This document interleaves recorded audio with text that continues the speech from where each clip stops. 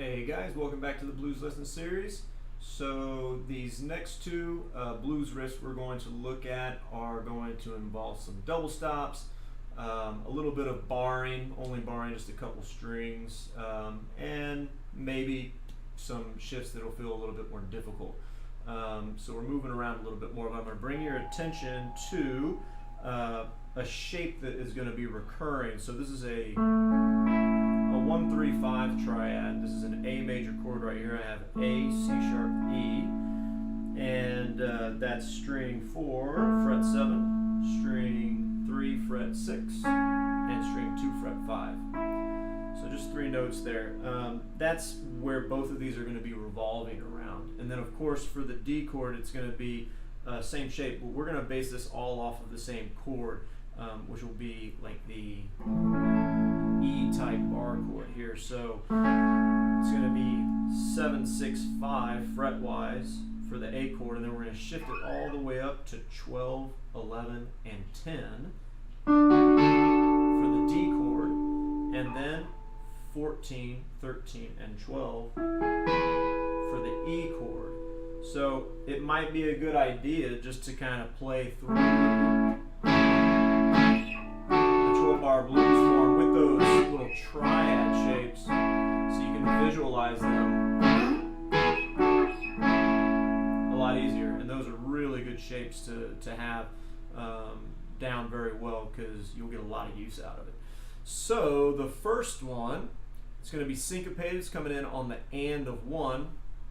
I'm going to start on string 4, fret 7, and then I'm going to finger roll. I'm going to let this top knuckle buckle, right, and press down strings 3 and 2 at the 7th fret. So string 4, fret 7, strings 3 and 2, fret 7, and then I'm going to bar strings 3 and 2 at the 5th fret. But I'm going to immediately hammer down on the 6th fret of string 3. So let's go over that again. String 4, fret 7, buckle the knuckle, down on strings 2 and 3. So play those 2 strings together, bar with the first finger, but immediately when you play those, you're going to hammer on that 3rd string 6th fret. So all together that would sound like this.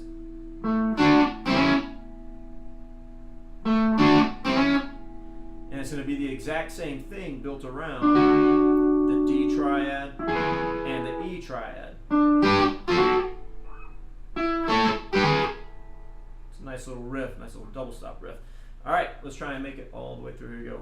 1 and 2. Oh, let me do that with counting ends just so you know how that's going to go from one measure to the other. Just do a couple of A's. 1 and 2 and 3 and 4 and 1.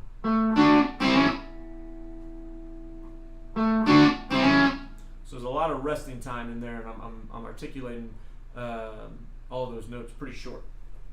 All right, here we go. 1 and 2 and 3 and 4 and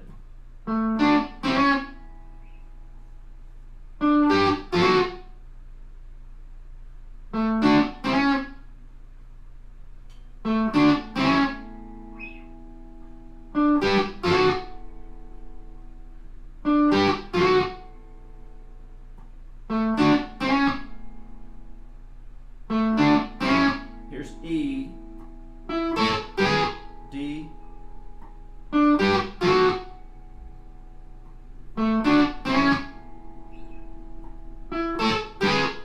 try that a little bit quicker. So, bumpy bump, 1 and 2 and 3 and 4 and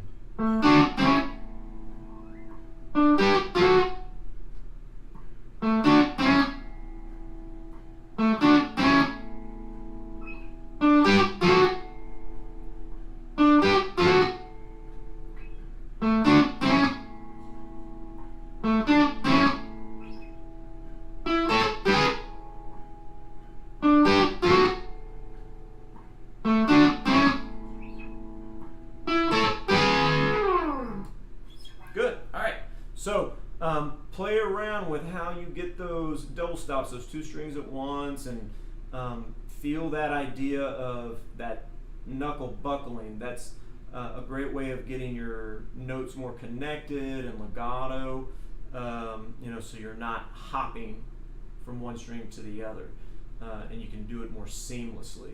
And so if you haven't incorporated that into your playing, it's a nice little technical thing to utilize. Now this next one is going to involve a little bit more movement, and I just want to make a side note on that previous one. I was doing all down picking, and it's going to be the same for this one. You could find a couple different ways to do it. I'm going to recommend all down picking, but you may find something that works better for you. So this next riff is going to involve some double stops as well, and some barring as well, and a little bit more movement, but I'm going to bring your attention back to those triads that we talked about at the beginning, fret 7, 6, and 5 here. All of this is on string set 4, 3, and 2, by the way. So string 4, fret 7, string 3, fret 6, and string 2, fret 5. So it's going to go strings 3 and 2, and then string 4, all the way through. That's going to be the alternation. So strings 3 and 2, and 4. And that's going to occur through every beat. And the notes are going to be changed, so we're going to be moving that left hand around. So to start off, we're going to have strings 3 and 2, fret 6 and 5, and then jump to string 4, fret 7. And then we're going to slide up here with a bar with finger 1 at the 7th fret, play strings 3 and 2, fret 7, and then string 4, fret 7, and then I'm going to put finger 3 on string 3, fret 9, and finger 2 on string 2, fret 8.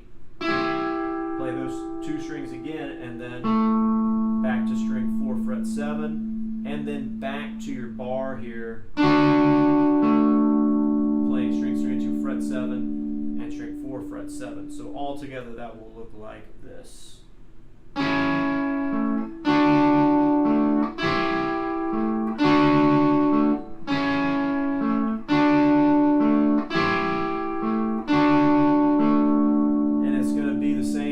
For the D and the E.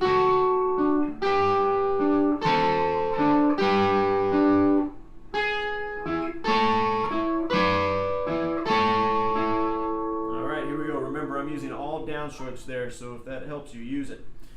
1 and 2 and 3 and 4 and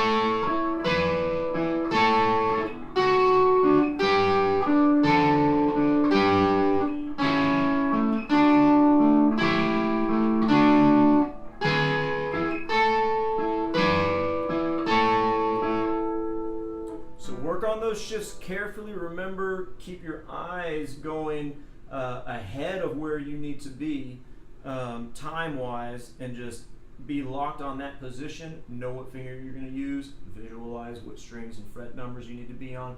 All of that information coming together, just being able to see it very clearly, playing it slow, and then speeding it up little by little. That'd be a good riff to speed up.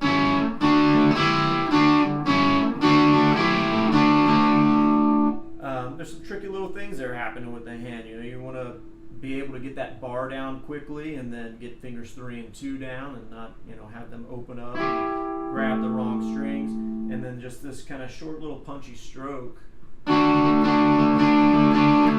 Really not too much happening there in the right hand. So have fun with those guys. I think we've got a couple more coming up in the last video. and then we'll be moving on to some new ideas, new concepts. Let me know if you have any questions about those. I know it's a lot of like string numbers, fret numbers, and shifting and finger numbers, so if you have questions about that, let me know. I'll be happy to help out.